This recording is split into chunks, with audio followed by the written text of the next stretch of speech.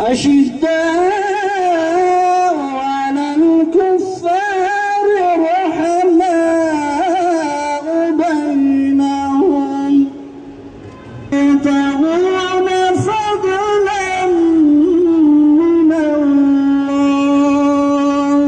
Bozulur oyunlar geliyor Hüdapar. Bozulur oyunlar geliyor Hüdapar. Bozulur oyunlar geliyor Hüdapar.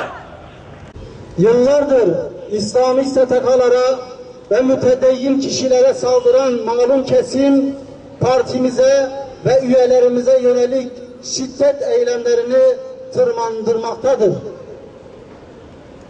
Çözüm süreciyle beraber şımaran, şımartılan ve azgınlaşan bu kesim son olarak Diyarbakır'da Peygamber Sevdalıları platformuna üye derneklerden sahabelere yönelik bombalı, molotoflu bir saldırı gerçekleştirdi. Benzeri saldırılar yakın bir zamanda Cizre ve Şırnak'ta da olmuştu. Maalesef aciz olanlar, kendilerine ve düşüncelerine güvenemeyenler sorumluluk almalıdırlar. Sorumluluk almaz ve sorumsuzca davranmaya devam ederlerse olacakların vebali altında kalacak ve halkımız tarafından affedilmeyeceklerdir. Uzanır eller kırılsın. Barışa uzanır eller kırılsın.